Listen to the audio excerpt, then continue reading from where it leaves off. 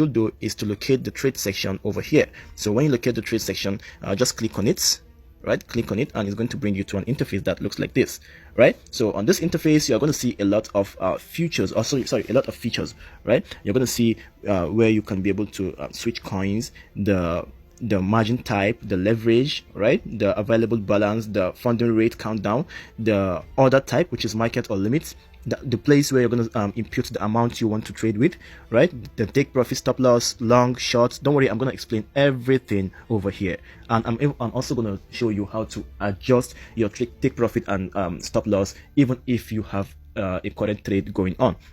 Right, so let's start with this section over here that allows you to choose a currency or an asset to trade. So when you click on this, it's going to bring it, excuse me, it's going to bring you to this interface, right? So we are on perpetual.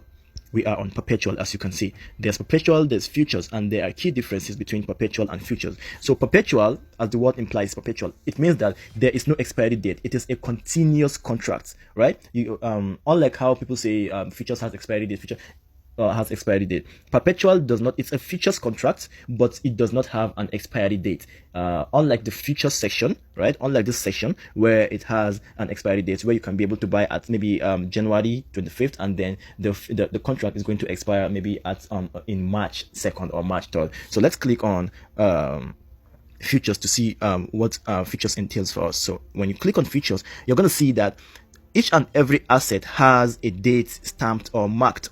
Right, it has a date stamped on it. So the first one here, BTC, has 26 September, right? Can you see it? 26 September 25, January 24th, January 25, 28th March 25. So it's trying to tell you when this asset is going to expire. So this first one is going to expire on the 26th of September 2025. The second asset is telling you that it's going to expire on 24th of January 2025. So if you buy this second asset right here, whether the trade has been executed or not, or sorry, whether you are on profit or loss, it doesn't care. When it gets to 24th January 2025, that trade is going to expire, and you're either going to be on profit or at loss. Right, so futures has timing, perpetual does not have timing. So that brings us to the second part, which is this place over here. Let me show you what I'm talking about. This funding rate, another difference between futures and perpetual. So this funding rate over here, on perpetual, right, there's funding rate. So this funding rate is the amount, or is the money that Bybit collects from you when you are trading with their interface. But when you're on futures, which has expiry date, then there's no funding rate attached to it, right? On futures, there's no funding rate because it already has an expiry date. But on perpetual, they do charge a little fee, right, which is 0.0050% of whatever you're using to trade, in order to keep up with tax and all that. So the next thing is the cross margin, or the cross the cross and isolated margin.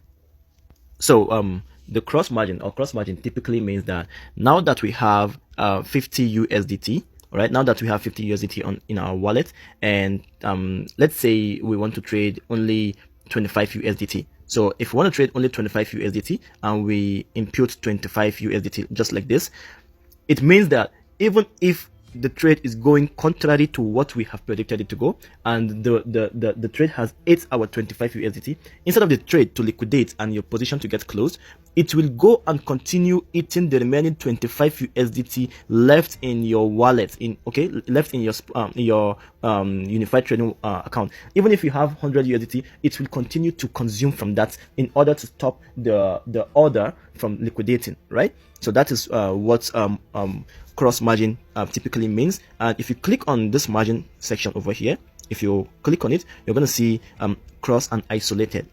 So this isolated typically means that if you want to use 25 USDT for the trade and you have 50 USDT in your account, when the trade gets to 25 USDT, instead of it to continue eating from that remaining 25 USDT that is in your account, it will just liquidate. The money will just liquidate, and you're going to have a loss of 25 USDT instead of it to continue eating the remaining money in your balance, right? And the second thing is the leverage size over here, right? The second thing is the leverage size. So this leverage typically means that Bybit is providing a space for you to receive something like a loan from them, right? So it's just like a loan.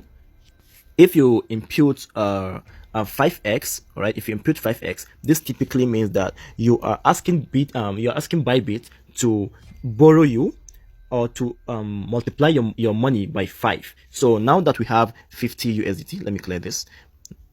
All right, let me clear all this. Now that we have 50 USDT in our wallet, right, and we are on 5x leverage, it means that Bybit is going to multiply this 50 USDT by 5. Then that means you're gonna have 250 USDT to trade with instead of 50 USDT, which is your initial amount. So if I am to draw this cursor over here, if I'm to draw it to this extreme end, you are not going to see